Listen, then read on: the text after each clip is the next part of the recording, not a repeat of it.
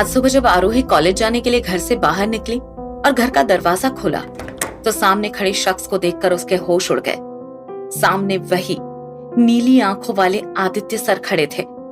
आज उन्होंने of white shirt और ब्लैक पैंट के साथ मैचिंग ब्लेजर पहना हुआ था। इस लुक के साथ उनके उलझे हुए कर्ली हेयर उन्हें और अट्रैक्टिव बना रहे थे। अपने घर के सामने आदित्य सर को खड़ा देख आरोही इतना चौंक गई थी कि उनसे ये पूछना तक भूल गई कि वो यहाँ क्या कर रहे थे। बहुत देर तक मुंह खोले एकटक आदित्य को देखते रहने के बाद फाइनली आरोही ने खुद को संभाला और हड़बड़ाते हुए बोली, सर आप यहाँ? इससे पहले आदित्य सर कुछ जवाब दे पाते पीछे से कात्यायनी आ गई और आरोही को बताने लगी, तुम जानती हो क्या इन्हें? ये हमारे नए पड़ोसी हैं। अरे कल ही तो शिफ्ट हुए हैं, कात्यायनी ने आगे कहा। ये सुनकर आरोही ने थोड़ी राहत की सांस ली और भगवान का शुक्र अदा करने लगी। सामने आदित्य को खड़ा देख आरोही ये सोच के डर गई थी कि कहीं कॉलेज से उसकी कोई शिकायत तो नहीं आई जिसकी वजह से खुद एचओडी उसके घर आए हैं। थैंक गॉड बच गई। जैसा मैं सोच रही थी वैसा कुछ भी नहीं है। आरोही को इतनी देर खोए हुए देख कात्यायनी ने उसके सिर पर एक चपत लगाते हुए कहा, कहाँ खो गई? नहीं तो मैं कहा? आरोही ने अपना सिर मसलते हुए जवाब दिया। कात्यायनी ने इस पर आरोही की टांग खिंचाई करते हुए हंसते हुए कहा, नहीं नहीं तू कहाँ, पिछले कई मिनट से तो मैं खोई हुई हूं बेटा। तब आरोही के पास इसका कोई जवाब नहीं था, तो अब आगे बहस करने के बजाय उसने कात्यायनी को बताया, हाँ मैं जानती हूँ इन्हें, मेरे टीचर हैं। ये सुनकर कात्यायनी की खुशी का तो जैसे ठिकाना ही नहीं रहा। उन्होंने एक्साइटेड होते हुए कहा, अरे वाह, ये तो बहुत अच्छी बात है कि तुम्हारे टीचर ही हमारे पड़ोसी बन गए। कात्यायनी ने एक संतुष्टि जताते हुए आरोही से आगे कहा, अब तुम्हें कॉलेज में कोई भी दिक्कत होगी तो सर से हेल्प ले सकती हो। आरोही को अब ऑकवर्ड फील हो रहा था। मैं कोई छोटी बच्ची हूं क्या जो मुझे कॉलेज में किसी की हेल्प लेनी पड़ेगी? यही सब सोच आरोही अपनी माँ को घूर के देखने लगी, जैसे वो कह रही हो कि अब चुप हो जाइए माँ, और ऑकवर्ड नहीं होना है अब मुझे। कात्यायनी भी उसे देखिए समझ गई और अब ना बोलना ही बेहतर है। इधर इतनी देर से इन दोनों माँ बेटी की नोकझोंक देखकर आदित्य सर मुस्कुराए जा रहे थे।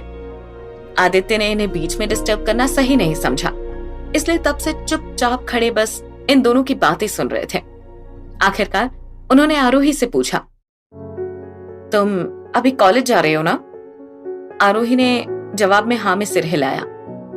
आदित्य ने इस पर अपनी बात खत्म करते हुए कहा, तो तुम एक काम करो, आज से मेरे साथ ही चलना, वैसे भी अकेली ही तो जाती हो तुम। आरोही ये सुनकर हिचकिचाते हुए बोली, नहीं सर कोई बात नहीं, मैं चली जाऊंगी अकेले। इससे पहले आरोही कुछ और बोले, कात्यायनी ने उसे टोकते हुए कहा, अरे क्यों बेटा, चली जाओ सर के साथ, सेफ रहेगा। आदित्य सर ने भी कात्यायनी का साथ देते हुए कहा, हाँ मैं भी यही कह रहा था। आरोही अब कोई बहाना नहीं बना सकी और इन दोनों की जिद पर आखिरकार उसने हाँ कर दिया। आरोही, आदित्य और कात्यायनी तीनों बिल्डिंग से नीचे उतरे और पार्किंग एरिया की तरफ गए जहां आदित्य की कार खड़ी थी। पार्किंग में पहुंचकर आदित्य ने कार का गेट खोला और आरोही को बैठने का इशारा किया। आरोही भी चुपचाप बैठ गई। आदित्य जब जाने को हुआ तो उसने कात्यायनी को बाय बोला और गाड़ी कॉलेज की तरफ ले जाने लगा। रास्ते में आरोही खिड़की से बाहर देखती हुई जा रही थी, वहीं आदित्य भी पूरी तरह से ड्राइविंग पर फोकस किए हुए था। कार अभी कॉलेज से 1 किलोमीटर के डिस्टेंस पर थी। तभी आदित्य ने कार के इंटीरियर मिरर में देखते हुए आरोही से सवाल किया, तुम बात क्यों नहीं करती किसी से? आरोही उनकी ये बात सुनकर थोड़ा सरप्राइज हुई कि अभी तो इन्हें आए सिर्फ 1 ही दिन हुआ है, तो ये कैसे जान गए कि मैं किसी से बात ही नहीं करती। आरोही अभी भी विंडो से बाहर देखती हुई ये सब सोच ही रही थी कि तभी आदित्य की आवाज से उसका ध्यान टूटा। वो मुस्कुराते हुए आगे पूछने लगा, क्या हुआ, कहाँ खो गई? इस पर आरोही ने आदित्य की ओर देखते हुए जवाब दिया, नहीं, बस ऐसे ही। आरोही ये बोल ही रही थी कि सामने पड़ी एक चीज पर उसकी नजर गई। ये देख आरोही के पैरों तले जमीन खिसक गई। दरअसल आदित्य की कार में भी वैसा ही A+ का साइन वाला एक लॉकेट लगा हुआ था, जैसे निशान उस आदमी के सिर पर था और आरोही के स्कार्फ पर भी। आदित्य की कार में ये लॉकेट देख आरोही की धड़कनें अचानक से बढ़ गई। घबराहट और डर से इस वक्त आरोही का दिल इतनी तेजी से धड़क रहा था कि मानो अभी सीने से निकलकर बाहर आ जाएगा।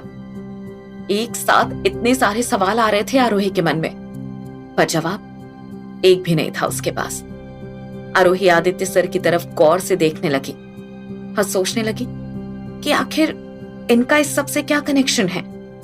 वो कैसे अचानक से कॉलेज आए और उसके पड़ोस में भी? क्या उस आदमी की मौत से उनका कोई वास्ता था, या ये सेम साइन का लॉकेट उनके पास होना भी बस कोई इत्तेफाक था? इतने सारे सवाल, तू पागल हो जाएगी आरोही, ऐसे ही चलता रहा तो।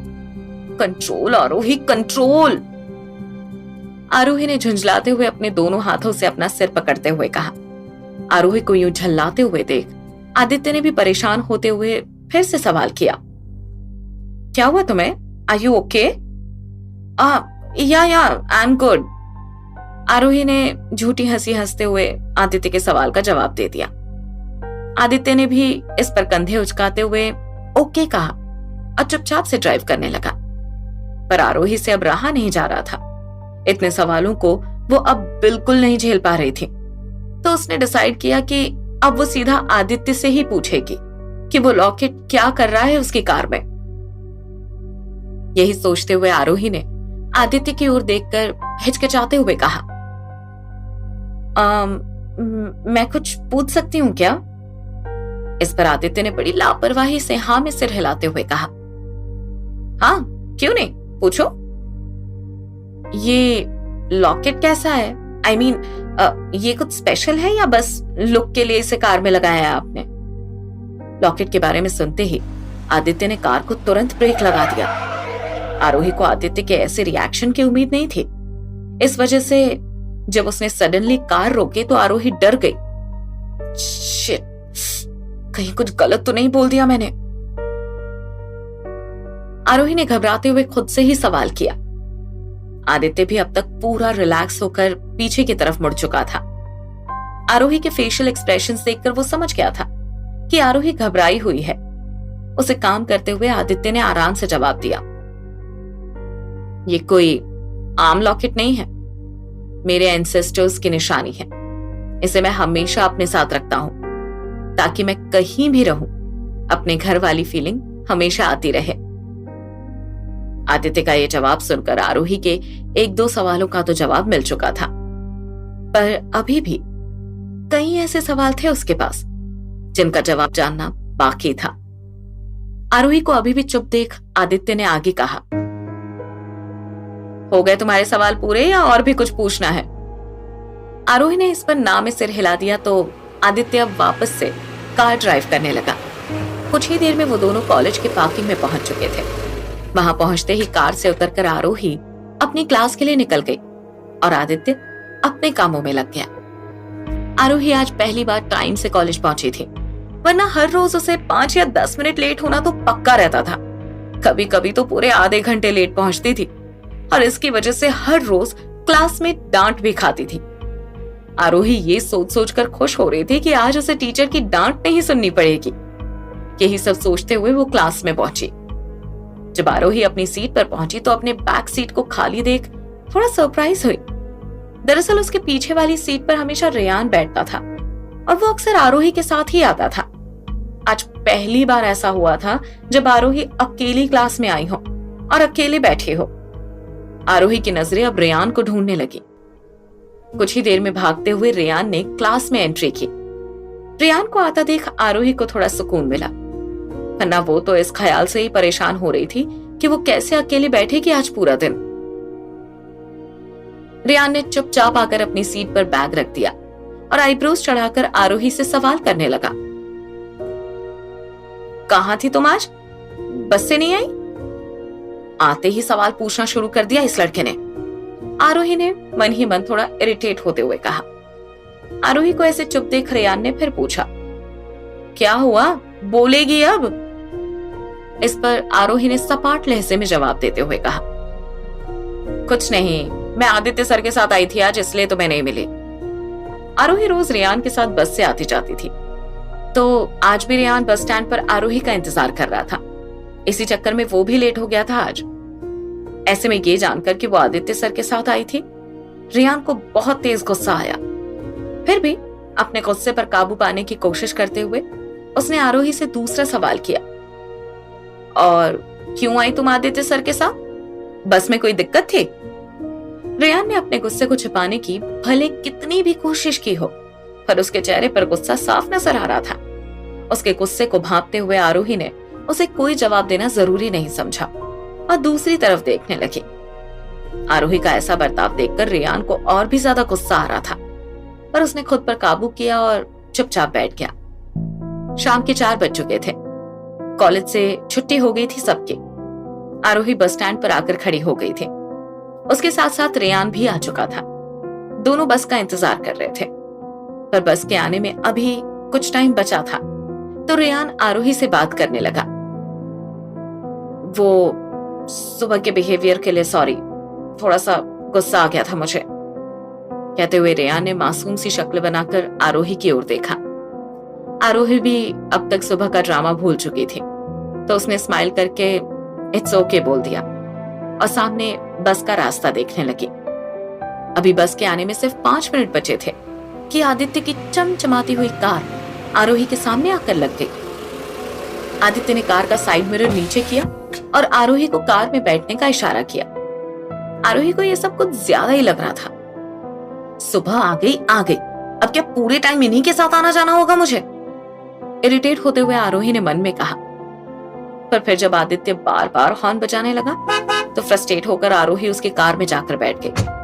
आरोही के बैठते ही आदित्य ने कार का मिरर ऊपर किया और सनसनाता हुआ वहां से निकल गया।